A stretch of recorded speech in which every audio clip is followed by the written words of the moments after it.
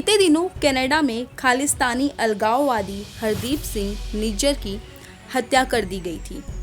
इस क्रम में हाल ही में 3 भारतीय राष्ट्रवादियों को कनाडा पुलिस द्वारा गिरफ्तार किया गया।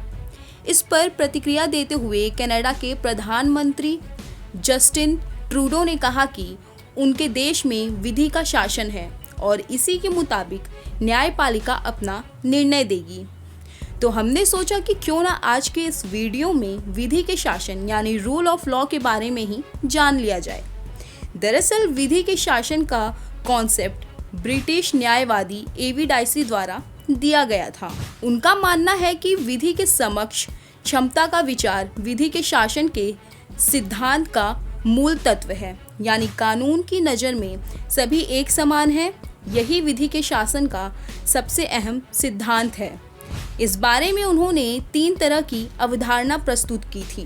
पहला है कानून की सर्वोच्चता यानी supremacy of law. A V Dicey का मानना था कि कानून सर्वोच्च है और यह सभी व्यक्तियों और संस्थानों पर समान रूप से लागू होता है, चाहे वे कितने भी शक्तिशाली क्यों ना हो। इसका मतलब यह है कि सरकार भी कानून के अधीन है और वह अपने मन मुताबिक ढंग से कार्य नहीं कर सकती है। दूसरी बात जो उन्होंने कही थी वह है कानून की निश्चितता यानी लीगल सर्टेनिटी।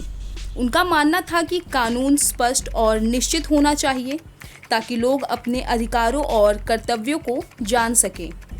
अमीर गरीब, ऊंचा नीचा, अधिकारी गैर अधिकारी कोई भी कानून के ऊपर नहीं है। तीसरा है जिसमें उनका मानना था कि व्यक्तिगत अधिकारों की प्रमुखता अर्थात संविधान व्यक्तिगत अधिकारों का परिणाम है, जैसा कि न्यायालयों द्वारा इसे परिभाषित और लागू किया जाता है, ना कि संविधान व्यक्तिगत अधिकारों का स्रोत है।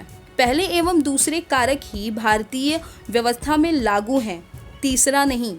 भारतीय व्यवस्था में संविधान ही भारत में व्यक्तिगत अधिकार का स्रोत है। सर्वोच्च न्यायालय का मानना है कि अनुच्छेद 14 के अंतर्गत उल्लिखित विधि का शासन ही संविधान का मूलभूत तत्व है। इसीलिए किसी भी तरह यहाँ तक कि संशोधन के द्वारा भी समाप्त नहीं किया जाता। आज की वीडियो में बस इतना ही। हम फिर मिलेंगे एक नए कार्यक्रम के साथ। तब तक के लिए मुझे दीजिए इजाज़त। नमस्कार।